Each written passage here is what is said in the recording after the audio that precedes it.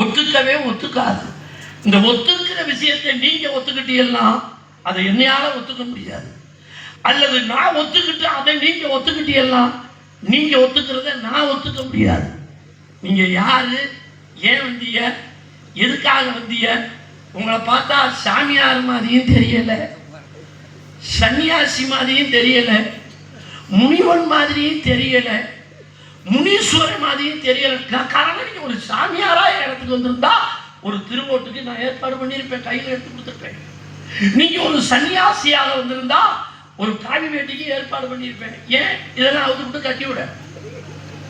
நீங்க ஒரு முனிவனா வந்திருந்தா நான் உங்க காலில் விழுந்து ஆசீர்வாதம் வாங்கியிருப்பேன். ஆனா இடுப்பு ஒத்துக்கல.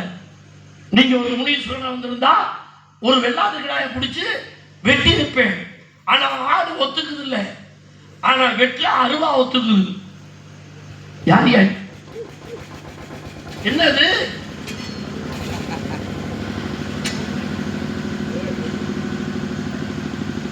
ஆளுக்கும் உயரத்துக்கும் தோற்றத்திற்கும் அந்த இடத்துக்கும் மொல்ல பேசியா வேற நீ பாடு கருக்கு புடுக்கிட்டு பேசிக்கிட்டு இருக்கேன், திட்டு புடுன்னு.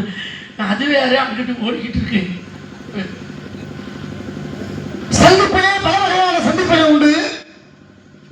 அந்த சந்திப்பை எதிர்நோக்கும் பொழுது நல்ல அறிவான விஷயங்களை இன்னைக்கு நம்ம தெரிஞ்சுக்கணும் அப்படின்னு ஒரு சந்திப்பு, தெய்வீகமான சந்திப்பா இருக்கும். பார்த்தாலே கையெடுத்து கும்பிடணும், எப்படி அது தெய்வீகமான சந்திப்பு. சரி, சில சந்திப்பு பார்க்கும் பொழுது கும்பிட்டு தொலைக்கணுமே அப்படின்னு தோணும், அதுவும் ஒரு சந்திப்பு. சரி, விவரங்களை தெரிஞ்சுக்கணும் ஒரு சந்திப்பு, ஒன்று சந்திப்பு.